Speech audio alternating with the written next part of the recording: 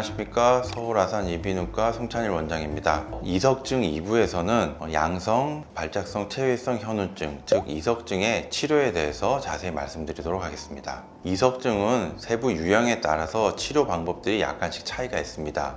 이석 치환술이라고 불리는 이석 치료에 대해서 자세히 알아보도록 하겠습니다. 이석이 발생하는 기전은 일부에서도 말씀드렸듯이 비교적 단순합니다. 하지만 이 떨어져 나온 이석들이 갈 수 있는 위치가 다양하기 때문에 그 세부 유형들이 여러 가지로 구분이 됩니다. 후방고리관 이석증, 측방고리관 이석증, 상방고리관 이석증이 주로 흔한 형태이며 경우에 따라서는 라이트 큐플라 이석증, 그 다음에 이석이 한 군데 반고리관이 아니라 2개 이상의 반고리관에 들어가서 복합적인 증상을 나타내는 경우도 있습니다. 이러한 이석증 유형에 따라서 증상들은 다 비슷하지만 검사 결과에 약간씩 차이가 있고 그 진단에 따라서 치료 방법도 차이가 있습니다. 각각의 치료 방법에 대해서 말씀드리도록 하겠습니다.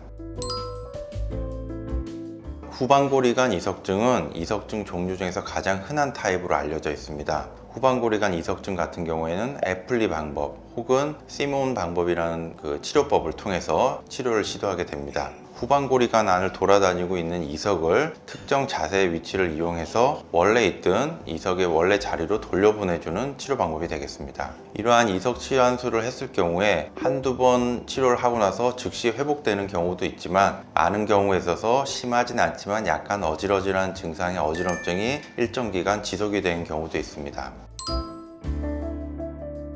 측방고리관 이석증은 램퍼트법, 소위 BBQ 방법이라는 것을 통해서 치료를 하게 됩니다. 우리가 영화에서 모닥불에서 통구이 같은 것을 바베큐 구이를 하듯이 환자분의 몸을 약간씩 옆으로 돌려가면서 이석을 제자리로 돌려보내는 치료법이 되겠습니다. 그리고 경우에 따라서는 이 램퍼트법에 효과가 없을 경우에는 구포니 방법을 추가로 사용하기도 합니다.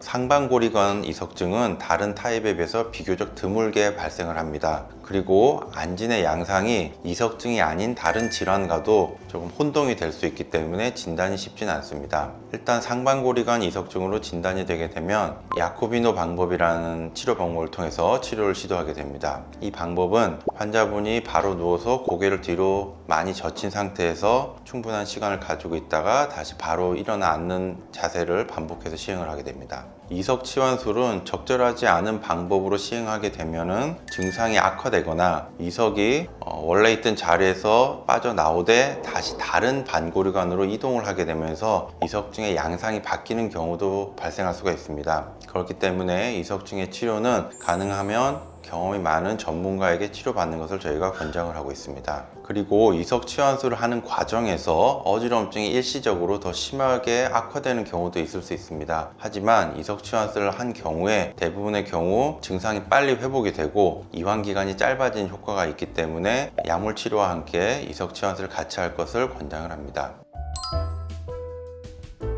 이석증으로 진단이 되고 치료를 한 이후에 어지럽다고 해서 너무 오래 누워 있거나 가만히만 있는 것은 별로 좋은 방법이 아닙니다. 취침 시간을 제외하고는 가능하면 누워 있기보다는 상태를 90도로 들고 앉아 있거나 서 있는 자세를 유지하는 것이 좋습니다. 경우에 따라서는 주무시는 동안에 상태를 약간 올려서 상태를 올린 자세로 주무시게 되면은 이석증을 빨리 회복시키는 데 도움이 된다는 보고가 있습니다. 이석증이 자꾸 재발하는 분들에 한해서는 지속적으로 비타민 D를 꾸준히 복용해 주시면 이석증의 재발을 줄일 수 있다는 보고도 계속 나오고 있습니다. 이석증은 대부분의 경우에 비침습적인 방법을 통해서 빠른 시기에 치료가 가능합니다. 그래서 갑자기 어지럼증이 발생한 경우에는 빠른 시간 내에 전문가를 찾아서 진료를 받으시고 치료를 받으실 걸 권장을 드립니다. 감사합니다.